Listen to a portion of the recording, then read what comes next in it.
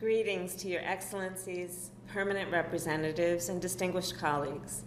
I want to extend my gratitude to Ambassador Linda Thomas-Greenfield, Prime Minister Erna Solberg, and Director General Dr. Tedros for your leadership. I also want to thank the permanent representatives of Argentina, Japan, Norway, and South Africa for co-hosting this event. We are at a pivotal moment in the history of the world. President Joe Biden and I firmly believe that what we do now will determine our collective future. And that is certainly true in regards to the pandemic preparedness and response. The United Nations and the international community have rallied together in response to the COVID-19 pandemic. And I am proud that on the first day of our administration, the United States re-engaged with the World Health Organization. In fact, I spoke with Director General just the day after that, my very first call to an international leader.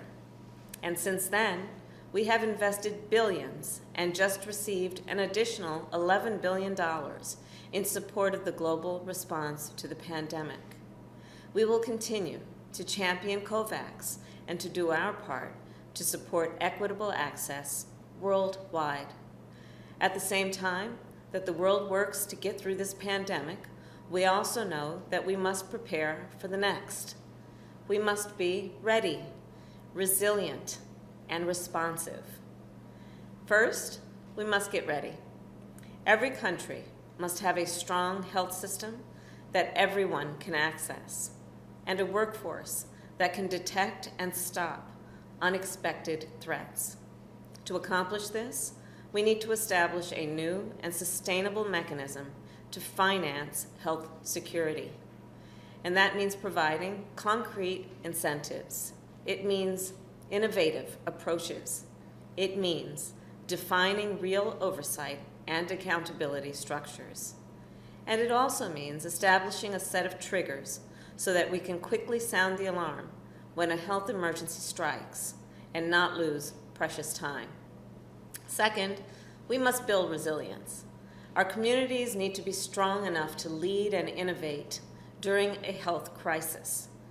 We need to invest in science, health workers, the well-being of women, and our public institutions so they are prepared for the next emergency. And finally, we must be responsive.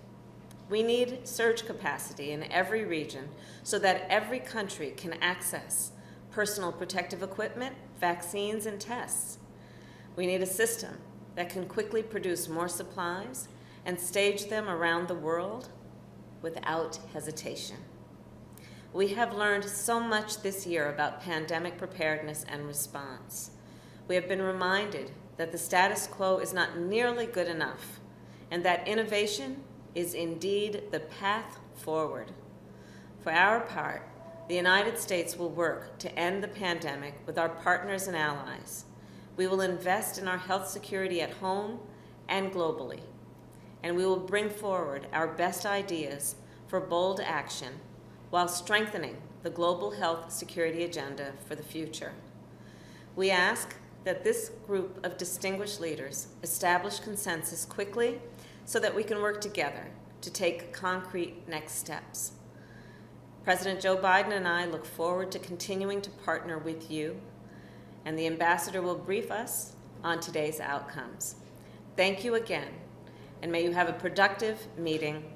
The world is counting on us to work together and to get this right.